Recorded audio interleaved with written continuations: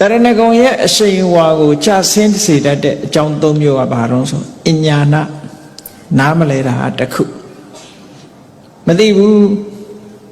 ဘယ်လိုကိုးဝယ်ရမယ်ဆိုတာမသိဘူးနော်တန်တရာ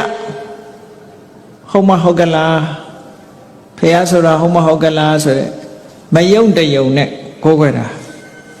နောက်တစ်ခုကမိစ္ဆာညာနာမှားယွင်းတဲ့အတွေးတွေအမြင်တွေနဲ့ကိုးဝယ်တာ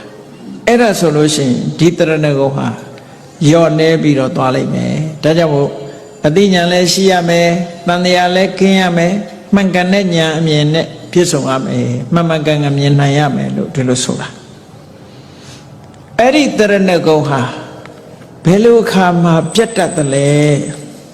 တရဏဂုံတချို့မေးလေးရှိတယ်တရဏဂုံပြတ်သလားမပြတ်ဘူးလားနတ်ရှ िख ိုးရင်ရောတရဏဂုံပြတ်သလားမပြတ်ဘူးအဲ့တော့ရှ िख ိုးတယ်ဆိုတဲ့နေရာမှာကိုးကွယ်လို့ရှ िख ိုးတာလားသို့မဟုတ်ကြောက်လို့ရှ िख ိုးတာလားရည်ရွယ်ချက်ရှိသေးတယ်ပေါ့ဟာနတ်ဟာလောကမှာအမြတ်ဆုံးပဲသူ့ရဲ့မြတ်တာမရှိဘူးတကိုးကြီးတယ်ဆိုပြီးတော့နတ်ကိုရှ िख ိုးတယ်တကိုးကြီးလို့အရာရာကိုသိနိုင်တဲ့အနေနဲ့ကိုးကွယ်ပြီးတော့နတ်ကိုရှ िख ိုးမယ်သို့မဟုတ်တခြားဘာသာဆရာဘာသာခိုင်းကိုရှ िख ိုးမယ်အဲ့ဒီလိုရည်ရွယ်ချက်တွေနဲ့ရှ िख ိုးမယ်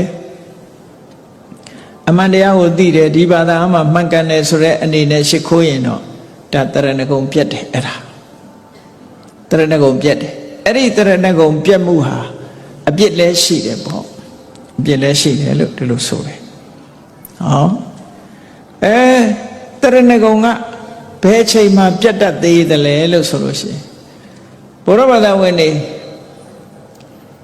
တရဏဂုံတော့စောင့်တည်ထားတယ်အသက်ရှိတယ်သို့တော့သေသွားပြီဆိုလို့ရှိရင်တော့တရဏဂုံပြတ်တယ်အဲ့ဒီပြတ်မှုကတော့အပြစ်မရှိဘူးသေသွားလို့ပြတ်တာကိုဘာဖြစ်လို့ပြတ်တယ်လို့ပြောတာတော့ဆိုဘုရားကုံတရားကုံသံဃာကုံသိနိုင်တဲ့စိတ်မှရှိမှမရှိတော့တရဏဂမနာဆိုတဲ့စိတ်တစ်ပတ်မရှိတော့မရှိသည့်အတွက်ကြောင့်သေလို့ရှိရင်တရဏဂုံပြတ်တယ်ဒါကြောင့်မို့လို့ဗမာပြည်မှာတရဏဂုံတင်တယ်ဆိုတဲ့အယူဆတစ်ခုထပ်ပေါ်လာတယ်တရဏဂုံကပြတ်သွားလို့ပြန်တင်ပေးတယ်ဆိုသို့တော့သေတဲ့အပေါ်မှာလူသေးကောင်ကြီးကိုတရဏဂုံတင်လို့ရတော့မရဘူးသူစောင့်တည်ထားတဲ့တရဏဂုံဟာသူသေသွားရင်ပြတ်သွားပြီမရှိတော့ဒီလိုဆိုလို့တယ်